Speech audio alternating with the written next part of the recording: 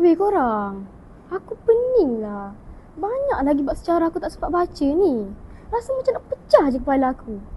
Relax je Solehah. Kau tanya je kita orang mana yang tak faham. Sempat lagi ni. Okey macam ni. Esok aku ingat nak bawa nota kecil.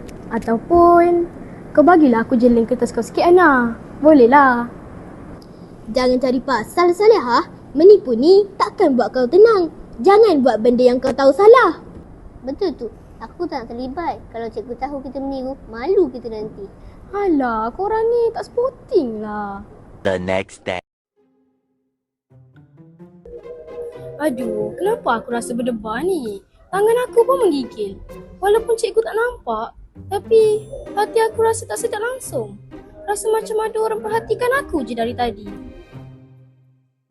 A few moments later. Okey, semua boleh hantar?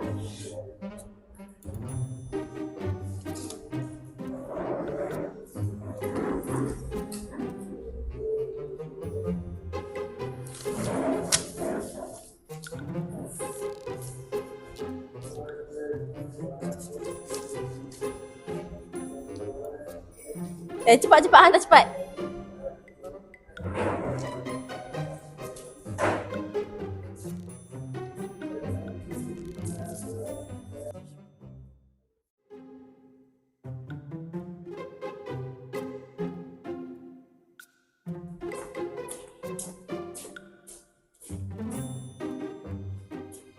Weh korang, aku nak minta maaf pasal semalam.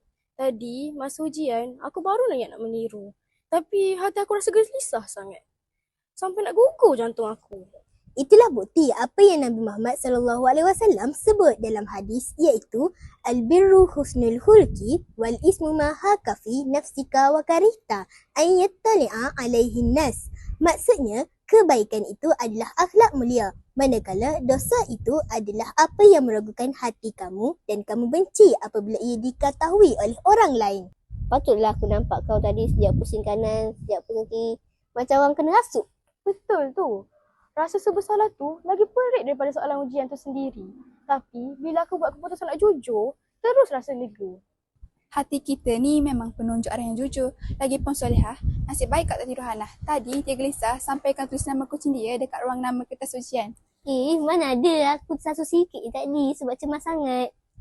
Ya ke? Nasib baik aku tak kira. Terima kasih korang sebab selalu tegar aku. Aku janji lepas ni aku tak nak buat lagi.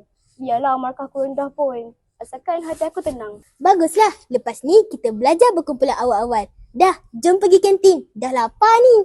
Jom Solehah belanja sebab dia dah insaf. Jomlah. Aku belanja korang air kotak hari ni. Yeay!